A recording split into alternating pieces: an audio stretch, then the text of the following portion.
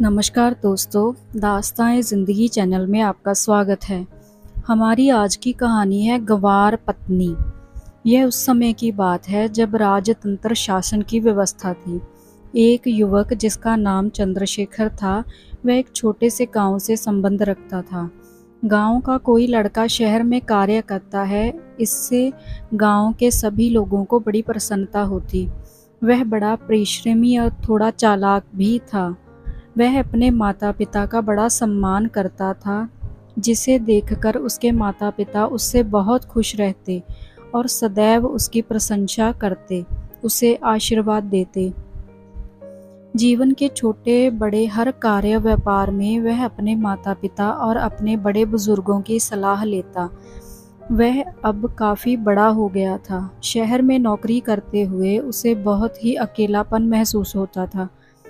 एक बार जब वह अपने माता पिता से भेंट करने गांव आया तो दोनों ने उसे ब्याह करने की सलाह दी। अब तुम कमाकर स्वयं का ख्याल रख सकते हो, कुछ कमा लेते हो, इसलिए ब्याह करके पत्नी का भी ध्यान तुम भली भांति रख सकोगे। इसलिए बेटा, हमें कुछ हो जाए उससे पहले ब्याह कर अपना घर बसा लो, ताकि तुम्हारी चिंता से हम मुक्त हो जाएं। अब उसके लिए उपयुक्त लड़की की खोज होने लगी। घर में लगातार इसी सिलसिले में बातचीत होती। उससे कहा जाता कि शहर की कोई लड़की नज़र में हो तो ब्याह लो। फिर इस बात की भी शंका जताई जाती कि शहर की लड़की बहुत नकचड़ी और खर्चीली होती हैं। फिर कहते हैं कि शहर की लड़की से ब्याह करेंगे तो वह गांव आना पसंद नहीं करेगी, सास ससुर का लिहाज नहीं करेगी। कुछ सलाह देते, हम गांव के लोगों को गांव की लड़की से ही ब्याह करना चाहिए। चंद्रशेखर शहर में काम करता है, इस बात से गांव के आसपास सभी परिचित थे, इसलिए उसके ब्याहने की उम्र हो गई है। इसको जानकर सभी अपनी बेटी से उसका रिश्ता करवाने की चाह रखते थे। लड़की के रिश्तेदार लड़कियों की गुणों का लंबा बखान करके उसके सामने रखते। वह सबको सुनता पर शांत रहता। एक दिन उस पार के गांव के जमींदार अपनी बेटी का रिश्ता लेकर आए। चंद्रशेखर को भी लगा कि जमींदार की बेटी से ब्याह कर गांव वालों के बीच उसका सम्मान और बढ़ जाएगा। उसे यह रिश्ता उपयुक्त लगा और माता पिता से सलाह लेने के साथ दोनों का ब्याह हो गया। ब्याह के बाद चंद्रशेखर अपनी पत्नी को लेकर शहर आ गया। दिन भर वह बाहर काम में रहता और उसकी पत्नी इस बीच आसपास के घरों की स्त्रियों से बातचीत कर अपने दिन काटती। शहर की उन स्त्रियों को उसकी बातें बड़ी ऊटपटांग लगती, क्योंकि वह जो बातें कहती वह खेत खलियान, कुदाल, गाय बैल, टोकरी, घास, लकड़ियां आदि से संबंधित होती। गांव में खेत खलियान में काम करते हुए जो घटनाएं होती उनका जिक्र करती। शहरी स्त्रियों को महसूस होता कि चंद्रशेखर की पत्नी को बात करने के तमीज़ नहीं है।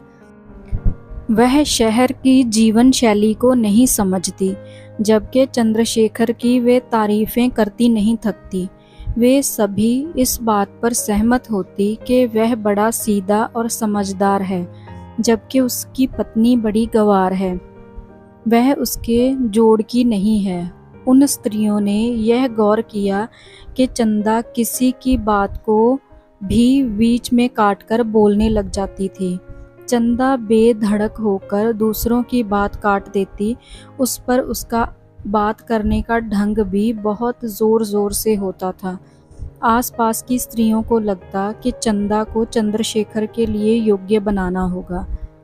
एक सुबह दरबार जाते हुए चंद्रशेखर ने अपनी पत्नी से कहा, मुझे बहुत दिनों से हलवा खाने का मन कर रहा है।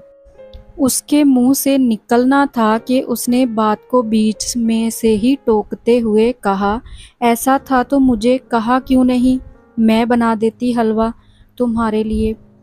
मैं यहाँ तुम्हारे लिए ही तो हूँ, फिर मुझे कहते क्यों नहीं। मैं आज तुम्हारे लिए हलवा बनाऊंगी। चंद्रशेखर को शंका हुई कि वह हलवा को पहचानती भी है या नहीं। यह जानने के उद्देश्य से उसने पूछा, तुम हलवा जानती हो क्या होता है? उसने तुरंत हाँ में सिर हिला दिया और चंद्रशेखर को हलवा की पूरी उम्मीद दिखाकर काम पर भेज दिया, जबकि उसने आज तक हलवा चखना तो क्या देखा तक नहीं था। वह यह भी नहीं जानती थी कि वह किससे बनता है और कैसे बनता है, परंतु अपने पति के सामने नहीं जानती कहकर जो स्थिति खड़ी होती, उससे उसे मुक्ति मिल गई। घर का सारा काम समेटकर चंदा बाहर बैठी स्त्रियों के जमघट में बातचीत करने के लिए निकल गई।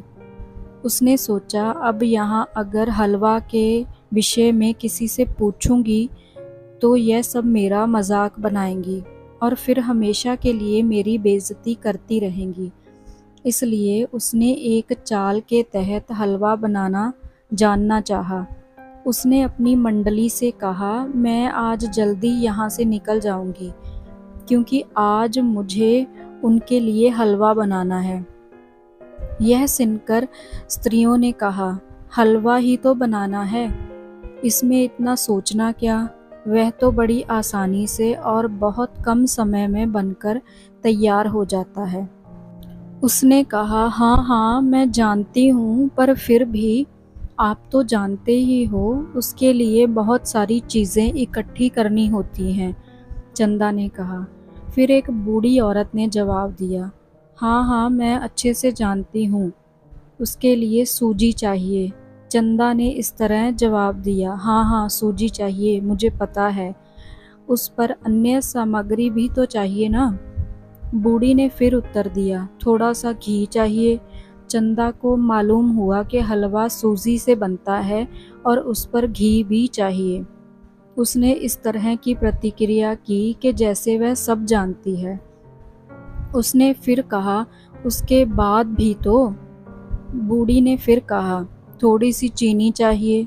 चंदा ने कहा, हाँ चीनी के बिना हलवा कैसे बन सकता है। बूढ़ी ने फिर कहा, घर में पानी और दूध तो है ही ना। तब चंदा ने जवाब दिया, दूध और पानी नहीं हो ऐसा तो कोई घर नहीं होता। फिर उसके घर में जिसका पति जो दरबार में काम करता हो वहाँ ना हो ऐसा तो संभव ही नहीं है।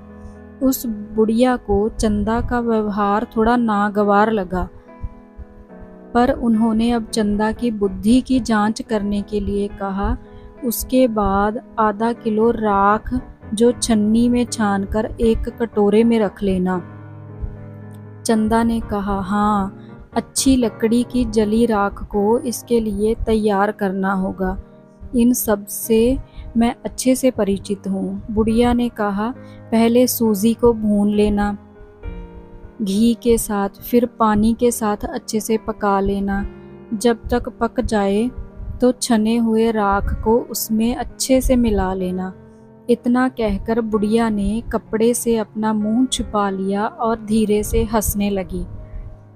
चंदा ने सूर्य की ओर देखते हुए समय का अंदाज़ा लगाया और कहा, अब मुझे चलना चाहिए, जाकर हलवा भी तो बनाना है ना।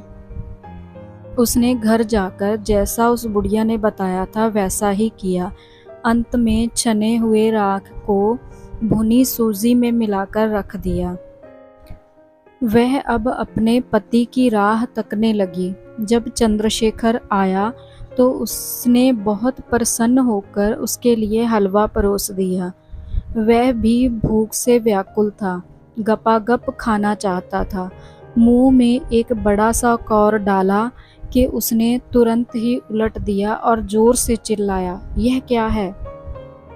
चंदा ने डरे हुए भाव से जवाब दिया, यही हलवा है, मैंने सब कुछ डाला है, मैंने राख को भी बहुत छान कर डाला था, बहुत मेहनत से मैंने हलवा तैयार किया है, अभी कढ़ाई में और भी शेष है।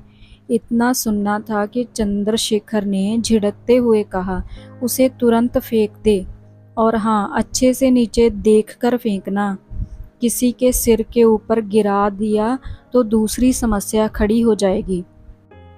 लेकिन अपने पति के चिल्लाने से उसका मन इतना व्यथित हुआ कि आगे उसने क्या कहा उसे ध्यान से सुना ही नहीं। उसने इतना सुना कि हलवा फेंक दे। नीचे से मेयर गुजर रहा था। उसी के सिर के ऊपर हलवा फेंककर चंदा भीतर आ गई। बाहर बहुत हो हल्ला होने पर चंद्रशेखर ने कहा, तुमने फिर नई मुसीबत तो नहीं खड़ी कर दी? जैसे ही चंद्रशेखर ने बाहर आकर बिगड़ते हुए माहौल को देखा, उसे पल भर में ही सारी स्थिति समझते देर नहीं लगी। उसने अपनी पत्नी की ओर गुस्से से देखते हुए कहा, अब तुम क्या मुझे जेल भेजकर ही चैन लोगी? बिना सीखे जाने काम करने से अपने ही नहीं, अपने आसपास वालों के लिए भी मुसीबत खड़ी होती है। यह चंदा शायद समझी या नहीं, पर चंद्रशेखर को इन हालातों को देखकर बहुत डर लगने लगा। डर से वह पसीना पसीना हो गया। वहीं दूसरी ओर शहर के लोगों के सामने अपनी ऐसी स्थिति देखकर शर्म से पूरी तरह सिकुड़ चुका था। सो दोस्तों, आपको कहानी कैसी लगी कमेंट बॉक्स में बताइएगा। ऐसी और कहानियाँ देखने और सुनने के लिए दास्तान-ए-ज़िंदगी चैनल को सब्सक्राइब करें। Thanks for watching.